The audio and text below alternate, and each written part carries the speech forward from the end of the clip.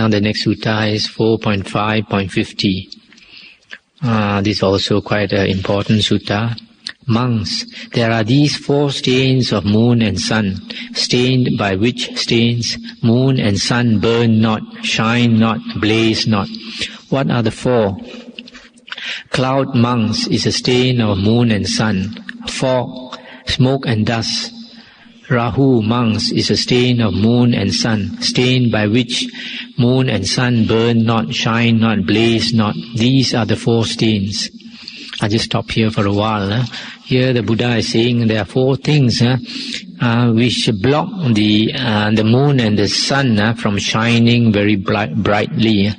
What are the 4? The first one is cloud. If there's too much cloud, it will block the sun or the moon. The second one is fog. Third one is smoke and dust, like in KL city. Now with the all this smoke and dust around. And then Rahu. Who is Rahu? Rahu is one of the Asura kings, and he's supposed to be one of the largest devas, very huge Asura king. And sometimes there's a drawing of Rahu trying to swallow the moon. That shows how big Rahu is. So because Rahu is so big, when it goes in front of the moon, it can block the moon from outside. So it seems. So the Buddha continued, just so, monks, there are 4 stains of recluses and Brahmins, stained by which some recluses and Brahmins burn not, shine not, blaze not. What for? Monks, there are some recluses and Brahmins who drink fermented liquor, who drink liquor distilled, who abstain not from liquor fermented and distilled. This, monks, is the first fault of recluses and Brahmins, stained by which some recluses and Brahmins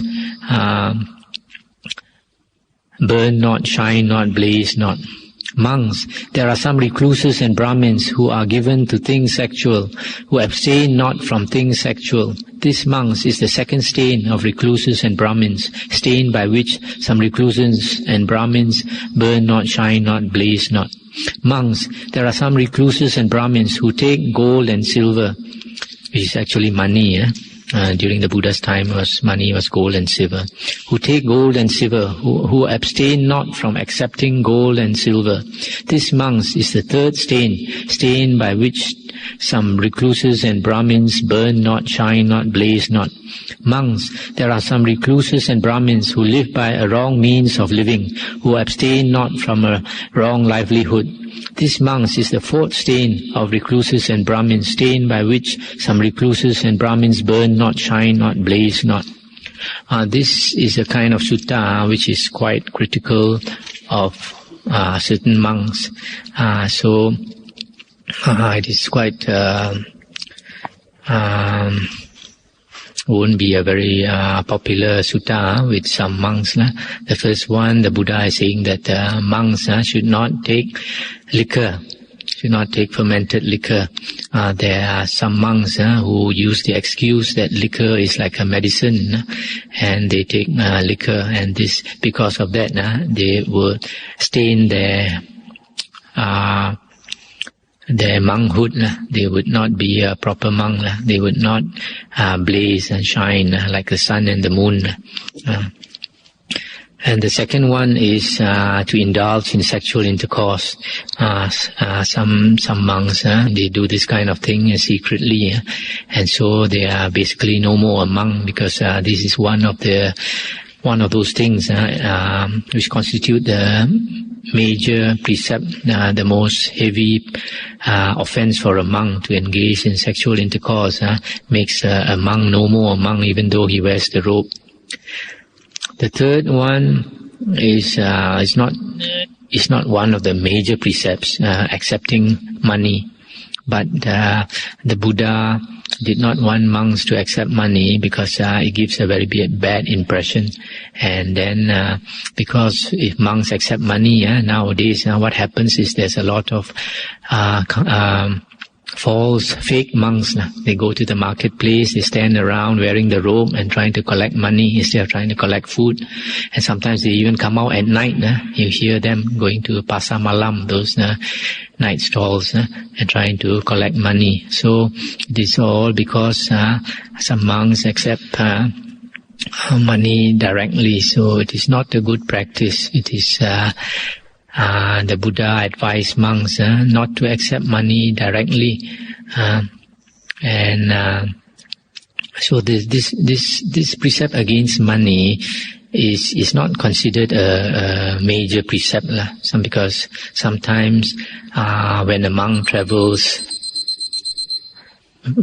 to travel outstation, sometimes he has no choice but to carry some money if he goes overseas. So, coming back to this precept against money, the precept against money, the main point that the Buddha does not like, the reason why Buddha does not want monks to, not so much to accept money, but to use money. Because if a monk uses money to buy the things that he wants to buy, then the Buddha says he can indulge in the sense pleasures. He can buy things which he wants to use to enjoy. So that is the main precept. It's not so much that a monk cannot touch money, because it is allowed in the Vinaya for a monk to touch money sometimes when it is necessary. For example, if lay people come to the monastery and they drop some money, it is allowed for a monk to pick up the money and put it in a corner so that to give it to the lay person another day. But it is not allowed for a monk to pick up money in the streets. You see some money drop, $10 on the street. It's not allowed for a monk to pick it up. Only inside the monastery or in a lay supporter's house. Suppose he goes to a lay supporter's house for dana, and then after that the lay supporter has to go out. So the lay supporter maybe left a ring on the table or something, and then the monk is afraid somebody may come and pick up this ring. It's allowed for the monk to take up that ring, a gold ring or money or whatever, and put it aside, safekeeping, to return it to the lay supporter. So, as I said, it is not a major precept, so sometimes monks relax the rule when they think that it's necessary. For example, if a monk travels overseas, he might have to pay airport tax, so it's necessary to carry some money with him. But if the monk were to go around the shops shopping like a lay person, it creates a very bad image to the public. Because especially you see, people have a lot of respect for Theravada monks generally, because the Theravada monks are more strict with the Vinaya, and people bow down to a monk because the monk upholds the precept. So that's why it is stated somewhere that the Vinaya is the lifeblood of the Sasana. Without the precepts, the sasana cannot survive long. So then the last one is wrong livelihood. Wrong livelihood for a monk means to get a living through wrong means. For example, to engage in fortune telling, to make predictions, to go and do feng shui, this geomancy. Can tell a lay person how to arrange the house, where to put the door, and how to alter the door, and all these things. And even to act as a doctor, is not allowed for a monk unless it is to close supporters. Supporters who have faith in the monk, because if a monk were to act like a doctor, sometimes something might go wrong. And if people don't have enough faith in that monk, then they will spread a lot of bad things about the monk, which in turn affects the sasana, affects the religion. That's why the Buddha said generally monks are not allowed to act as doctors also. You notice in the suttas that the Buddha, even though he had psychic power, he did not go around healing people. He did not go around raising the dead. Because he understood that things work according to karma. And unless you understand the working of karma, there's no point to obstruct karma. Even if you are able to obstruct karma for a time, for a short time, karma has to work its way. You have to pay for the karma. If not now, another time. That's why you find sometimes some people, they have problems. They go to some medicine man or to somebody or other trying to get a cure, and sometimes they do get a temporary cure. And later, that sickness comes back again, because sometimes the sickness is due to karma. So the next sutta is 4.6.51. The Buddha said, "Monks, there are these 4 floods of merit, floods of things profitable, bringing happiness, giving the best things, whose fruit is happiness, leading to the heaven world, leading to what is dear, delightful and pleasant, to profit and happiness. What are the 4? To him, monks, who is the giver of a robe, using which a monk is able to attain and abide in unbounded concentration of mind. To him comes a flood of merit, a flood of things profitable, bringing happiness. To him, monks, who is the giver of alms food, using which a monk is able to attain and abide in unbounded concentration of mind. To him comes a flood of merit, a flood of things profitable, bringing happiness. To him, monks, who is the giver of lodging, using which a monk is able to attain and abide in unbounded concentration of mind. To him comes a flood of merit, a flood of things profitable, bringing happiness. To him, monks, who is the giver of requisites and medicines for use in sickness, using which a monk is able to attain and abide in unbounded concentration of mind. To him comes a flood of merit, a flood of things profitable, bringing happiness, giving the best things, whose fruit is happiness, leading to the heaven world, leading to what is dear, delightful and pleasant, to profit and happiness. These monks are the 4 floods of merit, floods of things profitable. Moreover, monks, if an Aryan disciple be possessed of these 4 floods of merit, floods of things profitable, it is no easy thing to take the measure of his merit, so as to say, such and such is the extent of the flood of merit, and so forth. No, it is to be reckoned as an incalculable, immeasurable, mighty mass of merit. Just as monks, it is no easy thing to take the measure of the water in the mighty ocean, so as to say, so many gallons of water, so many hundreds, so many thousands, so many hundreds of thousands of gallons of water. No, it is to be reckoned as an incalculable, immeasurable, mighty mass of merit. So in this sutta, the Buddha is saying, if you give the requisites to a monk, and the monk uses the requisite so that he can practice, and he attains unbounded concentration of mind, and then you as a supporter will get a flood of merit which is so great that it is immeasurable.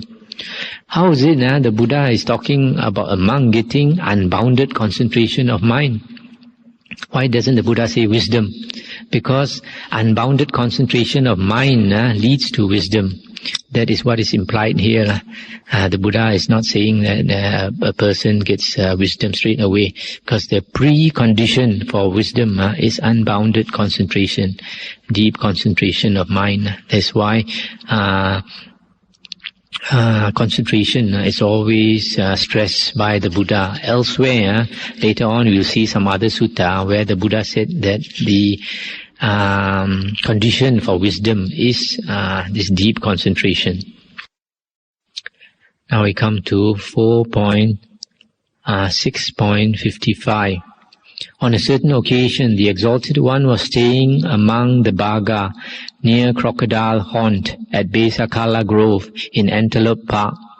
Now in the morning, the Exalted One robed himself, and taking outer robe and bowl, set out for the dwelling of the house father, Nakula's father.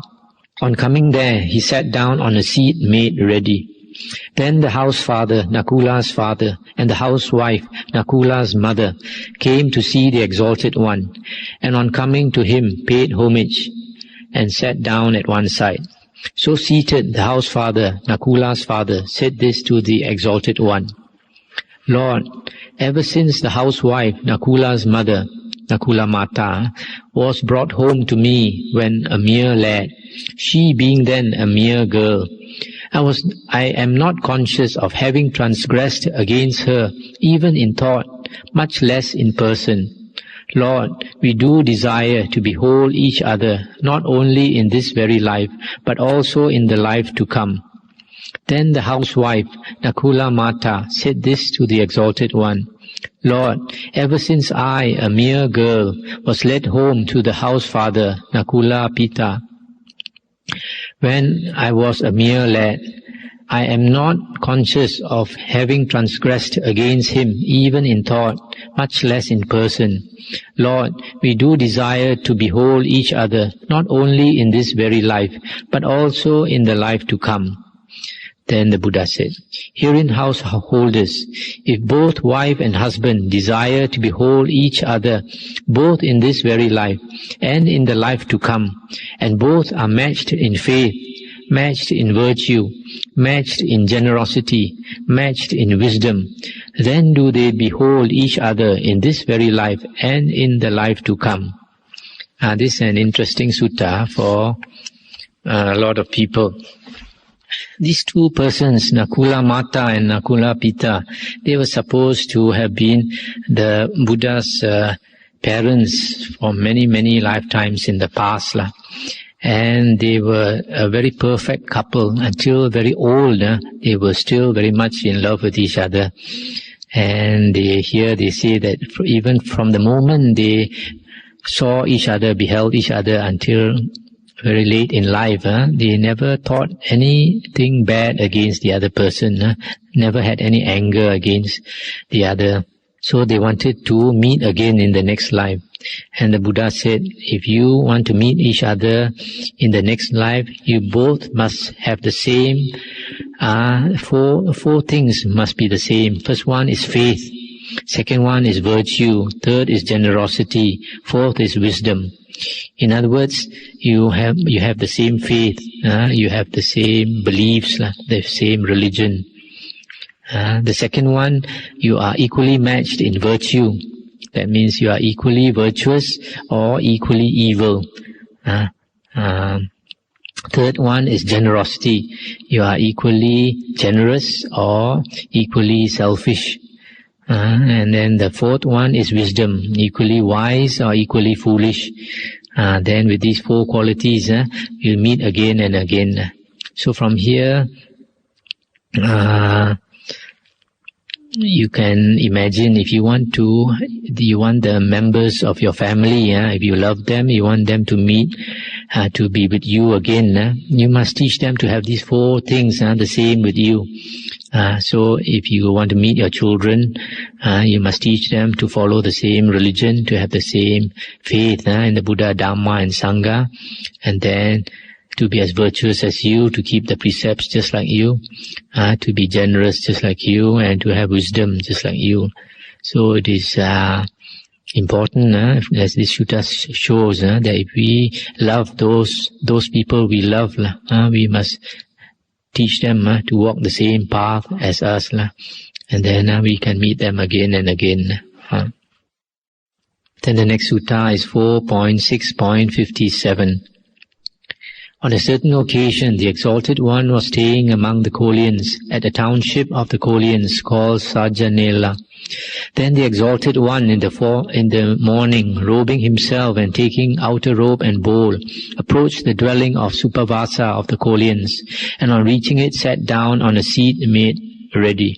Then Supavasa of the Kolians, with her own hand, satisfied and served the Exalted One with choice food, both hard and soft.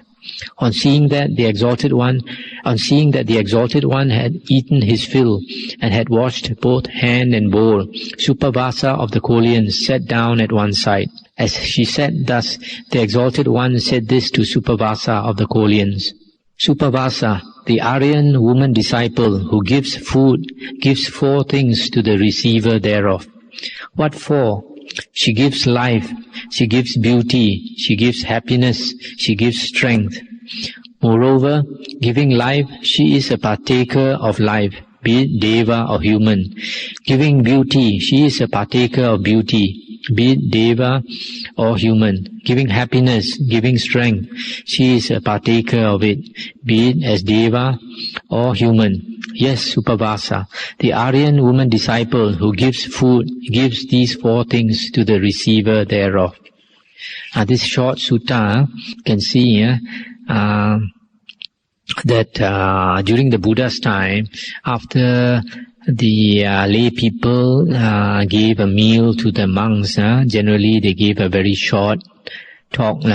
Like in this, the Buddha only said a few lines, and as thanksgiving, and later maybe perhaps for a monk to give a short discourse every time he has a meal, after some time he runs out of ideas what to talk. So from there it's understandable how later monks started chanting. Because chanting will be easier. You chant the same chant again and again every day, instead of having to think of something to talk. And then these four qualities, if we give food to the monk, the Buddha said we give four things. The first one is life. These four things in Pali is called Ayu, Vano, Sukhang, Balang. Sometimes you hear us do the chant. You can hear us chant Ayu, Vano, Sukhang, Balang. Ayu is life. Because when you give food to a monk, it sustains his life, so he can live longer. Second one, it gives beauty, because when he has food, especially good food, the body looks better. The body is more beautiful looking. And then the third one is happiness. You give food to a monk, he's happy. And then the fourth one, it gives him strength. The body, he takes some good food and the body becomes strong. So in the same way, the Buddha said, when you give these four things to a monk, you also will receive it. And you will receive it either in the human form or the deva form, or whatever place you are reborn, you would get these four things back. So whenever we give food, these four things we give, and so it comes back to us very naturally. Now the next sutta is 4.6.60. Now the house father, Anathapindika, came to visit the Exalted One, paid respect, etc. As he sat at one side, the Exalted One said this to him: House father, possessed of four things, the Aryan disciple has entered on the householder's path of duty, a path which brings good repute and leads to the heaven world. What are the four? Herein, house father, the Aryan disciple waits upon the order of monks, the Sangha of monks. He waits upon the Sangha of monks with the offer of a robe, alms, food, lodging, requisites, and medicines for use in sickness. These are the four things. Here the Buddha is saying that a Buddhist disciple has a householder's duty to look after the monk and supply the monk with the four requisites. The first one is a robe, second one is alms, food, third one is lodging, and the fourth one is requisites and medicine for use in sickness. So if a lay person serves the Sangha, waits upon the Sangha with these four things, he is doing his or her duty, and he will get the reward. The Buddha said, a path which brings good repute and leads to the heaven world. So if you do this householder's duty to the Sangha, it will bring a lot of merit, especially if you are virtuous and the monk is virtuous also. Now the next sutta is 4.7.61. Now the house father Anathapindika came to visit the Exalted One. As he sat at one side, the Exalted One said this to him: House father, there are these four conditions, which are desirable, dear, delightful, hard to win in the world. What for? The wish, oh, may wealth by lawful means come to me. This is the first condition. Wealth being gotten by lawful means, may good reputation attend me along with my kinsmen and teachers. This is the second condition. Wealth being gotten by lawful means and good reputation being gotten by me along with my kinsmen and teachers, may I live long and reach a great age. This is the third condition. Then wealth being gotten and good reputation and long life when body breaks up, when body breaks up on the other side of death, may I attain the happy born, the heaven world. This is the fourth condition. These, house father, are the four conditions which is desirable, dear, delightful, hard to win in the world. I'll just stop here for a while. These are the four things that lay people normally like, they wish for. The first one, that you may get a lot of wealth by lawful means. Not by unlawful means, because that will entail a lot of problems later, but to get a lot of wealth by lawful means. The second one, you wish that you would have a good reputation. The third one, may you live long. The fourth one, may you have a good rebirth. These are the four things that most people normally like. And then the Buddha said, now, house father, to the winning of these four conditions, four other conditions conduce. What four? Perfection of faith, perfection of virtue, perfection of generosity, and perfection of wisdom. And what, house father, is the perfection of faith? Herein the Aryan disciple is faithful. He has faith in the enlightenment of the Tathagata thus. He it is, exalted one, Arhan, Sammasambuddha, and so forth. A Buddha is the exalted one. This house father is called perfection of faith. And what is perfection of virtue?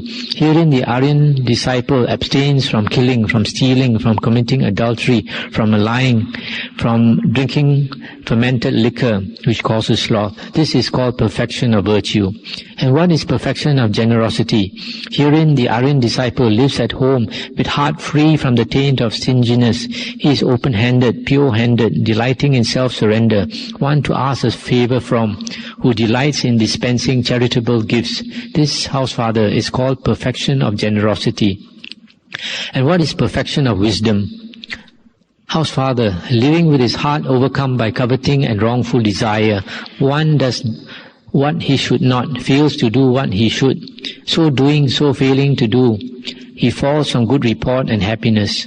Living with his heart overcome by malice, by sloth and torpor, by restlessness and worry, by doubt and wavering, he does what he should not, fails to do what he should.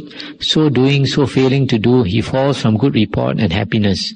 Now, house father, that Aryan disciple, knowing coveting and wrong desire to be a defilement of the mind, casts out the mind's defilement of coveting and wrong desire, casts out the mind's defilement of malice, sloth and torpor, restlessness and worry, doubt and wavering.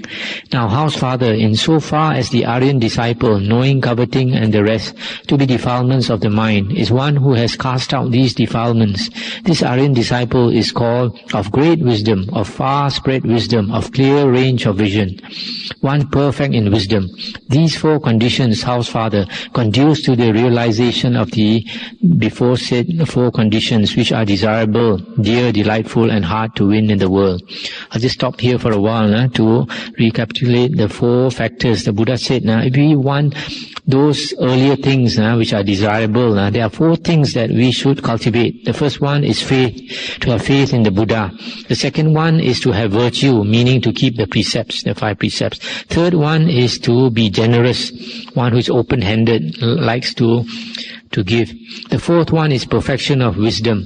This perfection of wisdom is basically to abandon the 5 hindrances. To abandon the 5 hindrances means to get samadhi. So you see here is very clear that perfection of wisdom is to develop the mind, to have samadhi bhavana, so that the 5 hindrances are abandoned. And the 5 hindrances are abandoned is mentioned elsewhere when we get one-pointedness of mind, when the jhana is attained, and then that is the condition for wisdom.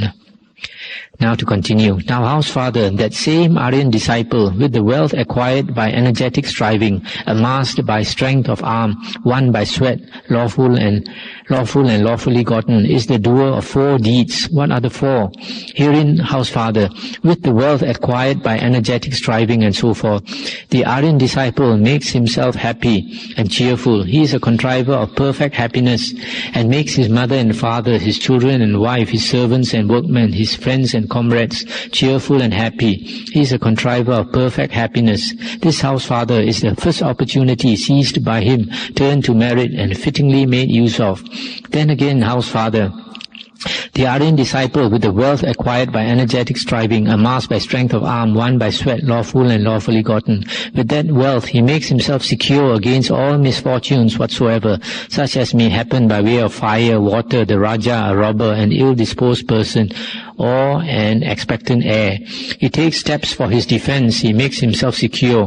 This house father is the second opportunity seized by him, turned to merit, and fittingly made use of.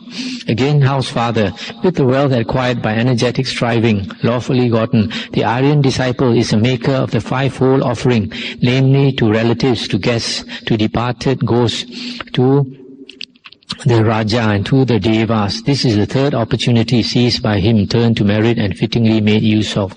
Then again, house father, with the wealth acquired by energetic striving, etc., the Aryan disciple offers a gift to all such recluses and Brahmins as abstain from sloth and negligence, who are bent on kindness and forbearance, who tame the oneself, calm the oneself, cool the oneself. To such he offers a gift which has the highest results, a gift heavenly, resulting in happiness and leading to heaven.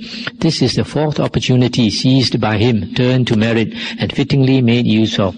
So house father, this same Aryan disciple, with the wealth acquired by energetic striving, lawfully gotten, etc., is a doer of these 4 deeds of merit.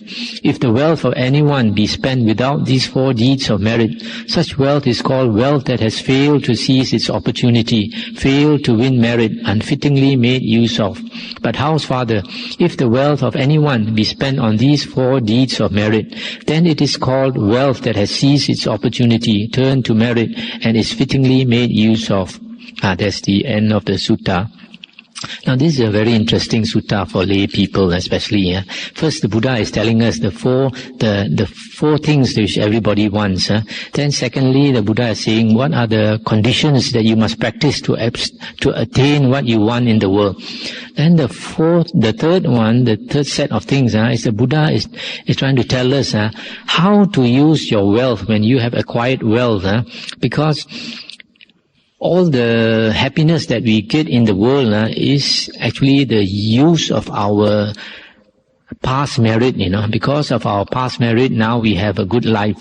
But if you keep on enjoying life, you are using up all your good karma. So it's very important to put back into your karma bank all the meritorious deeds. If you continue to do meritorious deeds, you are storing up the good karma in your karma bank.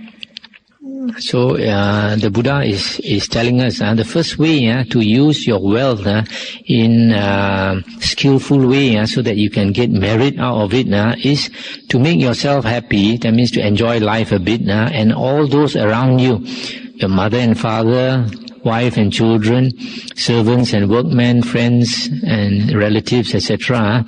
You try to make all those around you, including yourself, a bit happy. Second one, you must guard yourself against misfortunes. For example, fire, water, these two maybe nowadays is buying insurance or something. And then the Raja, that means you have to be careful. In those days, the Raja could seize your property. So sometimes you have to be nice to the Raja, buy him a present now and then. And then the robber, you have to take steps so that your house is not robbed. Maybe get guards or get dogs or something. And even an expectant heir, somebody wants to heir to your property, and some in those days they might kill kill that person and so that he can get the property. Then the third one is to make the fivefold offering to relatives, to guests, to the departed. Departed meaning you do some good deeds and you transfer merit to them. But it is mentioned elsewhere in some other sutta that they used to offer things to the departed and burn them. And then to the Raja, you have to offer to the Raja and to the Devas, like offering flowers, incense, etc. So if you do all these things, then you conserve your good karma so that you will have this, enjoy the fruits of your good karma again. It is mentioned elsewhere, there's another sutta where the Buddha said, if you want the things desirable in the world, they are not good to be got by prayers and vows. Later when we come to that sutta, I can explain more. So here, it's not by prayers and vows, but cultivating four things, faith, virtue, generosity and wisdom. And then always remember to use your money in a wise way so that it's not wasted. Use it so that you get the benefit of it by way of merit, etc.